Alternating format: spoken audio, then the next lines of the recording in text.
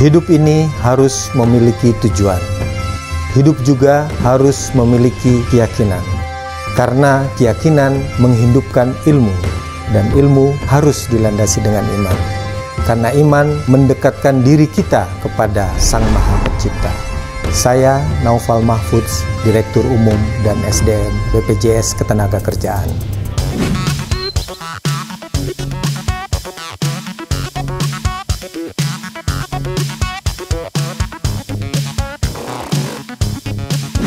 Nah, kalau kita bicara tantangan nih Pak, bagaimana seorang Dir-Um dan SDM BP Jam Sostek menghadapi tantangan yang besar seperti itu Pak? Iya, oke, baik. Ini pertanyaan menarik ya, sekali juga menantang. Iya. Jadi begini, materi visual meeting, Petra bisa aja tahu ini saya. Apakah betul segitu cintanya dengan human capital, Pak? Nah, sebelumnya sebelum kita lanjutkan obrolan kita, Petra ingin merefleksikan dulu obrolan lebih santai lagi, Pak. Ya, ini ada beberapa fakta yang Iya, ini tadi serius sekali ya. Iya. Ini Petra balikan suasana ke lebih mencair lagi. Tapi ya nggak apa-apa. Ya. Ini ada beberapa fakta yang Petra temukan dari seorang Bapak Naufal Mahfudz. Ya, salah satunya adalah ya mungkin Bapak bisa konfirmasi dan disclaimer di sini. Assalamualaikum warahmatullahi wabarakatuh. Kembali lagi dalam acara ODP, obrolan dengan pejabat.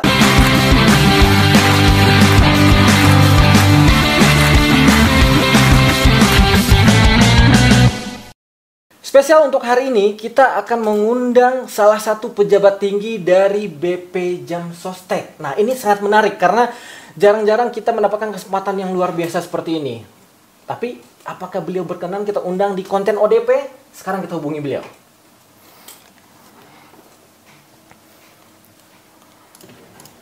Apakah kita sudah tersambung dengan bintang tamu kita pada sore hari ini? Nah, kita hubungi beliau. Assalamualaikum warahmatullahi wabarakatuh. Waalaikumsalam warahmatullahi wabarakatuh. Selamat datang Bapak Naufal Mahfudz, Direktur Umum SDM BPJS Ketenagakerjaan atau BP Jam Sostek. Nah, ini menarik. Kita akan tanya-tanya beliau seputar keseharian beliau, seputar karir beliau, dan semuanya kita akan ulik di sini. Pak Naufal, selamat datang di konten ODP, Pak. Selamat datang juga. Terima kasih ini saya diundang di kontennya Petra ini, luar biasa ini. Sebelumnya Petra ucapkan terima kasih yang sebesar-besarnya di tengah kesibukan Bapak, di tengah kesibukan kita semua insan BPJS atau BP Jam Sostek, Bapak masih berkenan untuk hadir di konten ODP Subuh Hadi Production, Pak. Ya, terima kasih sama-sama, saya juga udah diundang ya. Ya. Nah, ini menarik Pak. Pada konten ini Petra akan bertanya dan juga mungkin mengulik kisah dari sisi lain dari seorang Direktur Umum dan SDM BP Jam Sostek, Pak. Apakah boleh, Pak? Ya, boleh. Silahkan aja, Petra. Oke, siap, Pak. Untuk yang pertama mungkin Petra ingin tahu dulu kesibukan Bapak hari-hari ini, akhir-akhir ini apa, Pak? Ya, kesibukan saya ya hampir sama ya dengan hari-hari sebelumnya. Saya tetap bekerja, bertugas sebagai Direktur Umum dan SDM BP Jam Sostek. Cuma memang 2-3 minggu ini agak berbeda metode kerja. Nah, ini lebih banyak dilakukan di rumah karena anjuran atau protokol dari pemerintah dan BP Jam Sostek sendiri kita bekerja di rumah. Jadi kesibukannya ya bahkan makin sibuk ini.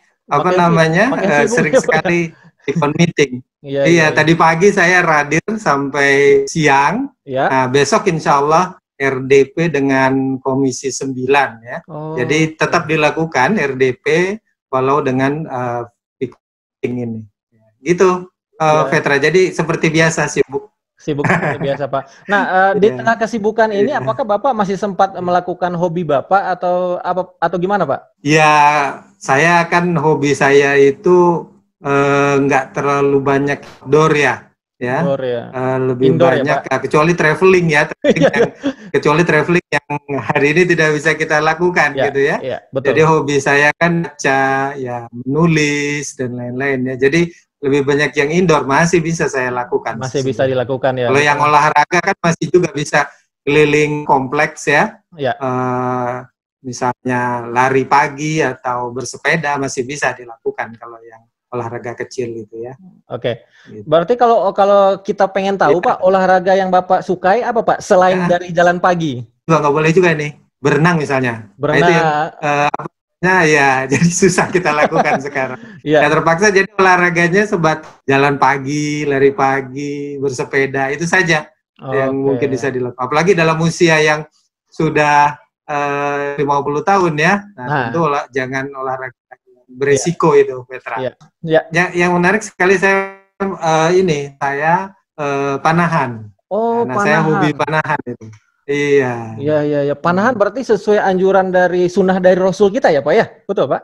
Ya, salah satunya kan olahraganya ya anjuran Rasulullah yaitu panahan, ya, renang, dan satu lagi berkuda ya. Berkuda, oke. Apakah tiga-tiganya Bapak lakukan, Pak? Atau salah satu aja? Ya, minimal 2 yang bisa dilakukan ya, panahan dan renang. Kalau berkuda nggak punya kuda saya. Nggak punya kalau kuda. Mau olahraga harus ke range ya. Iya. Oke. Nah, ini menarik sekali Pak. Mungkin banyak yang tidak tahu info terkait atau mungkin seputar keluarga Bapak. Mungkin bisa di-share sedikit Pak, Bapak dan keluarga Bapak. Baik. Anak saya 3, yang 2, yang pertama dan yang kedua itu putri sudah mahasiswa. Bahkan yang pertama sudah kuliah S2 di Malaysia. Nah, sekarang karena kuliahnya online, sebulan yang lalu pulang ke Jakarta ya, ke Indonesia ya, ke Bogor. Nah, yang kedua juga kuliah di S1 di UNS. Nah, sekarang juga karena jadi dia juga kira-kira sebulan lebih yang lalu dia sudah boleh pulang ya, ke Bogor. Nah, yang ketiga laki-laki nih. Nah, ini yang menjadi teman saya sehari-hari ini. Jadi dia masih kelas 3 SD. Nah, kemarin benar-benar sejarah buat dia, ujian ujian akhirnya itu di rumah. Nah, kondisinya seperti Nah, itu 3 orang anak saya. 3 orang anak Bapak, 2 putri 1 putra ya Pak ya? Ya, 1 putra. Tapi Bapak jarang kayaknya kalau dinas bawa mereka ya Pak ya? Atau emang Petra nggak lihat? Pernah. Saya bahkan terutama anak saya yang laki-laki ya, sejak SD ya, pernah ikut saya ajak ke tempat kerja saya dan melihat saya sedang bekerja, dan itu lucu sekali ya, sambil ikut nulis, ikut gambar, ikut fotokopi dan lain-lain ya. Oke. Jadi saya rapat dan lain-lain. Itu menarik. Bahkan ketika sampai rumah dia pernah bilang ke kakak, "Kak, ayah kerjanya enak loh, cuma nulis-nulis, tanda tangan, rapat gitu katanya." Oh gitu. Iya. Padahal dia nggak tahu kalau saya lagi nulis tanda tangan itu sedang mengambil keputusan yang mungkin berat ya, resikonya. Iya, betul Pak. Ya kan dia anak-anak, biar aja. Iya. Nggak apa-apa. Nah, kalau boleh tahu Pak, dari ketiga anak Bapak nanti yang akan meneruskan perjuangan Bapak, kira-kira yang di bidang jaminan sosial yang mana Pak? Wah, saya belum tahu ya, tetapi rasanya tiga-tiganya tidak mengarah ke situ. Ya nggak apa-apa juga ya. Iya. Jadi yang satu jurusannya teknik industri, yang nomor 2 komunikasi, yang ketiga dia katanya ingin ke engineering ya, teknik. Oh, jadi insinyur ya Pak. Saya nggak tahu juga ya ke depannya gimana. Saya sih nggak memaksakan biar atau mengarahkan ya, biar tergantung dari kompetensi. Iya. Tapi ini menarik juga Pak. Kalau misalkan Petra lihat dari kalau kita ngomong-ngomong masalah jurusan, Petra lihat dari riwayat pendidikan Bapak itu di jurusan Bapak S1 itu jurusan sosial ekonomi perikanan. Nah, tapi ahli di bidang human capital. Nah, itu gimana caranya Pak? Ini gimana ceritanya gitu Pak? Jadi boleh cerita sedikit ya, ini ya. Boleh Pak. Asal gimana akhirnya saya berkarir di bidang SDM. Ini memang betul lulusan sosial ekonomi dari sekarang itu IPB University ya, dulu Institut Pertanian Bogor. Jurusan saya sosial ekonomi. Memang saya belajar lebih banyak ilmu-ilmu sosial dan ilmu-ilmu ekonomi. Nah, sehingga ilmu-ilmu manajemen dibanding ilmu pertanian, perikanan, kehutanan dan lain-lain ya. Jadi itu. Nah, saya mengambil S2, saya mengambil manajemen di Sekolah Tinggi PPM di Jakarta di Menteng situ. Nah, ceritanya begini nih, mulai saya terjun ke SDM. Jadi ketika waktu itu saya masih kuliah, saya kan ngambil ininya S2-nya itu yang fresh graduate ya, yang kelas reguler. Nah, kebetulan waktu sehabis sholat asar lagi pakai sepatu, saya ketemu dengan GM sebuah BUMN konstruksi ya, yaitu PT Wijaya Karya ya, sebagai perusahaan pertama saya tempat bekerja. Nah, pada saat itu dia menekan, Mas, tertarik gak kerja di Wijaya Karya? Insya Allah Pak, tertarik. Tapi bidangnya SDM. Gitu kan. Padahal saya waktu itu sedang mengambil, belum konsentrasi ya, belum jurusan. Saya ingin mengambil marketing ya. Tidak mendapat tawaran gitu. Oke Pak, Insya Allah nanti Mas datang aja ke kantor Wijaya Karya, kita interview. Gitu. Oh, tapi saya belum selesai kuliahnya Pak. Nggak apa-apa. Nanti kan ini ada prosesnya. Singkat cerita, saya ada diproses, saya lulus. Karena sebelum saya sebelum selesai saya kuliah, kira-kira 2-3 bulan itu saya sudah bekerja part time, tapi kerjanya jam 3 sampai kira-kira jam 6 lah. Datang ke kantor PT Wijaya Karya karena dekat ya, di daerah Cawang itu. Tapi tetap saya tetap bekerja. Saat itu saya menekuni bidang SDM. Nah, tambahan lagi waktu itu ketua sekolah tinggi saya menyarankan ini tesis saya itu di bidang SDM dan dia siap menjadi dosen bimbingnya. Ya sudah, setelah itu saya terjun di bidang SDM. Kira-kira itu. Jadi awal mulanya seperti itu ya Pak ya? Jadi awal mula orang Bapak Naufal Mahfudz menyukai di bidang umum dan SDM itu ceritanya luar biasa ya. Jadi tidak berawal dari sengajaan, akhirnya malah menjadi master di bidang umum dan SDM. Nah, ini menarik. Saya keterusan ya. Keterusan. Nah, ini keterusan jika kita lihat dari perjalanan karir Bapak. Ini menarik sekali Pak menurut Veta. Dari awal Bapak sebagai kepala bagian SDM dan umum divisi perdagangan Wijaya Karya tadi yang Bapak sampaikan. Terus juga manajer biro, general manager human resource, terus general manager, direktur SDM keuangan IMQ, komisaris, dan yang terakhir sebelum BP Jam Sostek itu direktur SDM dan umum Perum LKBN Antara. Semuanya apakah betul segitu cintanya, Pak? Apakah betul segitu cintanya dengan human capital, Pak?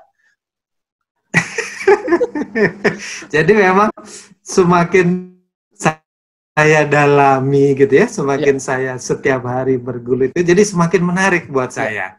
Sehingga akhirnya memang ada kira-kira sekitar mungkin 2-3 tahun ya ketika saya berkarir di PT Wijaya Karya sempat ditawari apakah oleh pimpinan saya, apakah Anda ingin, ya biar bagaimanapun dia ingin karir saya sesuai dengan minat saya, apakah Anda ingin mengambil bidang lain? Terus saya coba ke bidang yang lain, kalau nggak salah cuma beberapa bulan, tapi rasanya kok kurang sreg, saya kembali lagi ke situ. Semakin saya dalami, semakin saya pelajari, terus saya semakin mencintai pekerjaan saya, kira-kira itu.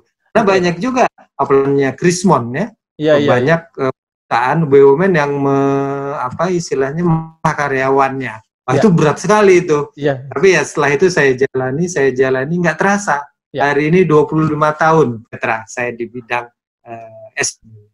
25 tahun di bidang umum dan SDM mengurusi manusia ya. Dalam hal ini ya kita seperti itu ya. Nah, ini kan tentunya tidak mudah nih Pak Naufal. Pak Dirum. Ini pasti itu tantangan yang tersendiri. Apalagi mungkin contohnya di saat Bapak di Wijaya Karya mungkin yang let's say itu mungkin mengurusi nah sekarang di bidang human umum dan SDM BP Jam Sostek dan itu karyawannya 6.000 Pak. Nah kalau kita bicara tantangan nih Pak, bagaimana seorang Dirum dan SDM BP Jam Sostek menghadapi tantangan yang besar seperti itu Pak? Oke, baik. Ini pertanyaan menarik ya. Sekali sudah menantang ini pertanyaan. Jadi begini, apalagi kebetulan saya berpindah-pindah perusahaan, itu karakter orangnya berbeda-beda, Petra. Jadi yang waktu di Wika ada sekitar 5.000 pekerja ya, 5.000 orang ya. Itu kan orang-orang teknik tuh rata-rata, teknik sipil, teknik arsitektur, mesin dan seterusnya. Kemudian saya ke Sony Indonesia. Nah ini agak berbeda nih karena orang-orang pemasaran, orang-orang elektroniknya pun sedikit gitu, lebih banyak kepada orang-orang marketing. Ke kantor berita Antara. Nah, ini lebih unik lagi. Ada sekitar 1.500 yang sebagian besar tuh wartawan atau wartawan ya Pak ya. Mereka kan punya pengetahuannya tuh lebih luas ya kalau wartawan, dan kemudian apa namanya networknya. Nah, itu nggak tanggung-tanggung. Iya, betul. Presiden, wakil presiden, menteri dan lain-lain. Saya juga harus punya network yang sama. Kemudian yang terakhir ini adalah di BP Jam Sostek ya, orang-orang asuransi, keuangan, industri, investasi dan lain. Nah, tapi di antara buat saya tidak jadi persoalan, Prof. Yang paling penting adalah bagaimana mengetahui sebenarnya apa yang ada di kepala dan hati mereka. Itu yang paling penting. Makanya defaultnya saya selalu mengatakan, contohnya di BP Jam Sostek, kita kan ada 6.000 orang gitu ya. 6.000 orang, betul. Kita harus mempunyai asumsi bahwa kita mengurusi orang yang punya paling tidak 6.000 atau 6.000 keinginan. Bahkan lebih. Karena satu orang kan bisa jadi punya keinginan yang lebih dari satu. Nah, oleh karena itu sekali-sekali bahwa 6.000 orang ini sebagian besar keinginan, minatnya, dan lain-lain sama. Nah, jadi harus menyelami itu. Jadi harus empati kepada para karyawan. Itu mungkin yang membuat saya bisa menjalankan profesi saya sampai hari ini. Gitu, Petra. Tapi ini menarik sekali, Pak. Petra akan lebih fokus lagi masing-masing generasi di BP Jam Sostek. Nah, tentunya kan generasinya yang berbeda. Mungkin ada yang Gen Y, Gen Z, Baby Boomer, dan mungkin yang sekarang milenial. Nah, boleh bisa diberikan gambaran Pak di saat kondisi seperti ini atau mungkin saat ini itu karyawan kita tuh generasi mana yang paling banyak dan bagaimana strategi seorang Dirum untuk mengakomodir semua itu, Pak? Ya baik. Yang pertama tentu saya tidak sendirian ya mengelola human capital atau SDM di BP Jam Sostek ya. Saya di backup oleh Devdir, oleh Asdep, oleh kabit-kabit umum SDM di daerah-daerah di Bandung Suci dan lain-lain. Itu yang pertama. Sehingga saya harus pertama tuh engage dulu ke teman-teman yang mengelola HCP. Itu yang pertama. Kedua tadi pertanyaan Petra, berapa persen nih millennials kita di BP Jam Sostek? Dari data yang ada, kemarin saya hitung tahun lalu itu 72%. 72%. Jadi ternyata sangat besar gitu. Saya juga nggak sadar awalnya gitu kan. Ternyata dikelilingi oleh para millennials gitu ya. Selebihnya adalah Gen X ya. Bahkan boomers itu sudah mulai tinggal. Nah, yang menarik di BP Jam Sostek justru yang memegang pimpinan unit kerja saat ini sebagian terbesar Gen X dan sisa-sisa dari baby boomers. Sedangkan bawahnya adalah milenial. Nah, oleh karena itu harus saling berempati terhadap masing-masing generasi, bukan sekedar yang non millennials menyesuaikan dengan millennials atau millennials menyesuaikan dengan non millennial, kata orang kolonials ya. Kolonial gitu. Manulanials. Dibilang kolonial atau manulanials gitu. Oh iya betul. Millennials itu kan juga bisa berarti kolaborator millennials ya. Oh iya. Jadi nggak apa-apa. Itu kan istilah. Nah, saling memahami. Makanya kenapa di BP Jam Sostek itu banyak program-program yang menyatukan itu atau across gen. Contohnya waktu employee gathering kita di 2016 ya, terus beberapa kegiatan lagi. Bahkan terakhir ini saya atau dari learning itu memprovide satu pelatihan dan itu pelatihannya volunteer, siapa saja boleh ikut ya. Itu pelatihan antar generasi. Orang sudah ikut. Waktu itu kita buka untuk 2 kelas. Maaf, untuk 93 kelas. 3 kelas. Jadi 90 orang. Satu kelas itu 30 orang ya. 3 kelas. Yang daftar berapa, Petra? Waktu itu yang daftar sekitar 900 orang. Jadi 900 orang. Lipatnya. Jadi ternyata apa namanya? Karyawan kita ini sangat berminat ya, sangat antusias untuk bisa apa namanya itu, ikut pelatihan itu dan bagaimana menyesuaikan ke masing-masing generasi. Dan saya minta, kebetulan kan juga staf-staf saya di HCP ya, staf kita di HCP itu, kabit-kabit itu juga kan juga banyak juga yang millennials. Jadi biarkan millennials juga menghandle millennials. Jadi rasanya yang berbeda kan. Dan ingat buat saya teman-teman yang non millennials yang jadi pimpinan itu unit kerja, saya bilang millennials itu bukan, atau karyawan millennials kita itu bukan orang yang datang dari jauh ya, atau dari planet lain ya. Itu kan adik-adik kita sendiri, anak-anak, apalagi yang Gen Z. Nah ini udah mulai masuk nih, Petra, yang tahun ini ya, dari teman-teman lulusan D3. Itu kira-kira seperti itu. Apakah itu salah satu alasan Bapak seorang Dirum dan SDM BP Jam Sostek membuat kebijakan atau suatu aturan di saat rekrutmen itu mensyaratkan salah satunya bikin vlog? Kan vlog itu adalah notabene itu kan suatu hal yang milenial sekali Pak zaman sekarang Pak.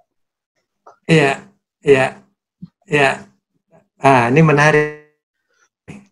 Sebenarnya ini juga bukan ide murni saya.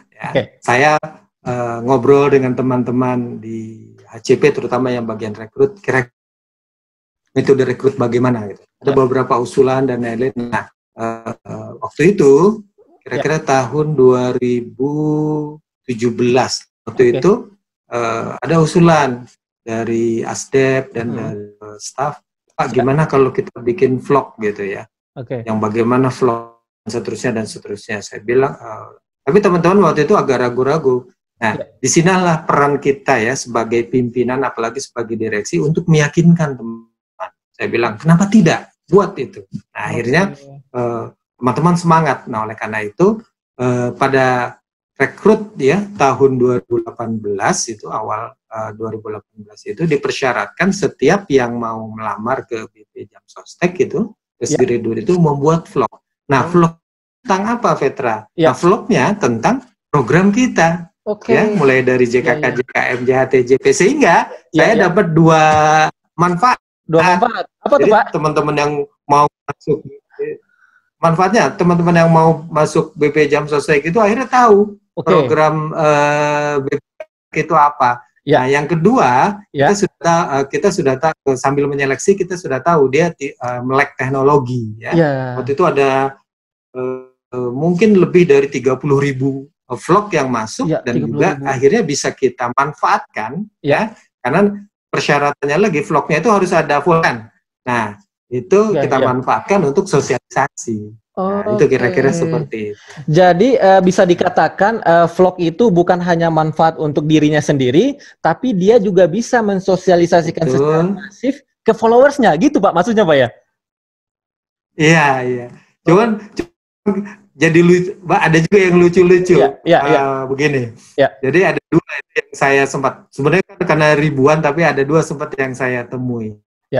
BP Jam Sostek atau BPJS Ketenagakerjaan dengan BPJS Kesehatan itu masih belum melihat ini satu organisasi kan. Padahal kita walaupun sama-sama di bidang jaminan sosial. Jadi ada satu vlogger atau satu orang aplikan pelamar itu dengan menjelaskan tentang program Jam Sostek BP Jam Sostek. Bagus semua, nggak ada masalah. Cuma persoalannya dia syutingnya itu di salah satu gedung background. Gedungnya itu gedung BPJS Kesehatan. Oh, di belakangnya BPJS Kesehatan, Pak. Oh, iya, iya. Jadi mungkin dia cari di mana lokasi BPJS Kesehatan gitu kan. Iya. Nah, itu satu. Ada satu lagi. Dia sudah dari awal sudah pas terakhir, ya itulah program-program BPJS Kesehatan katanya. Dia tutup seperti itu. Jadi nggak. Iya. Jadi saya ini juga ketika ketemu direksi BPJS Kesehatan saya obrolin gitu ya, saya omongin ke teman-teman direksi BPJS Kesehatan, ketawa juga mereka. Tapi ya nggak apa-apa, itulah masyarakat kita ya. Belum semuanya yang bisa memahami. Nah, itu bagian dari Nah, ini menarik sekali Pak Dirum, bahwa masih banyak di luar sana atau di masyarakat kita yang masih belum paham terkait masalah perbedaan dua lembaga ini yang mengelola program yang berbeda gitu loh. Nah, tentunya mungkin ada tips and tricks dari seorang Dirum BP Jam Sostek untuk mengantisipasi adanya distorsi informasi ini di masyarakat, Pak. Ya, baik. Ya, memang ini bukan hanya tugas saya ya sebagai Dirum, tapi tugas kita semua termasuk direksi ya, teman-teman semua. Bahwa dua-duanya memang badan publik negara ya yang menyelenggarakan jaminan sosial. Kalau BPJS Kesehatan, jaminan kesehatan nasional, nah kita jaminan kecelakaan kerja, kematian ya, yang pokoknya yang berhubungan dengan jaminan sosial ketenaga kerjaan. Nah, salah satunya sebenarnya dengan kembalinya kita dengan nama Jam Sostek. Maka sekarang kan lebih sering orang kita mengatakan bukan pekerjaan lagi ya, tapi BP Jam Sostek. Nah, itu juga tentunya kiat kita untuk membedakan sebenarnya BPJS Kesehatan dengan BPJS Ketenaga Kerjaan ya. Ini memang saudara kembar, tapi memang berbeda itu. Salah satunya itu. Nah, yang keduanya tadi sejak awal ya para pekerja yang mau minimal yang mau masuk BP Jam Sostek sudah tahu, oh ini BP Jam Sostek seperti ini program-program. Kira-kira itu. Ya, luar biasa sekali Pak, luar biasa sekali, begitu pencerahan sekali buat kami nih, buat generasi muda dan juga tentunya buat insan BPJS TK nih. Nah sebelumnya, sebelum kita lanjutkan obrolan kita, Vetra ingin merefleksikan dulu obrolan lebih santai lagi Pak. Ya, ini ada beberapa fakta yang ini tadi serius sekali ya. Iya. Ini Vetra balikan suasana ke lebih mencair lagi. Tapi ya nggak apa-apa. Ya. Ini ada beberapa fakta yang Vetra temukan dari seorang Bapak Naufal Mahfud. Ya, salah satunya adalah ya mungkin Bapak bisa konfirmasi dan disclaimer di sini bahwa seorang Dirut dan SDM BP Jam Sostek itu selalu bawa sisir dan setiap melakukan rapat harus sisiran dulu. Apakah itu betul, Pak?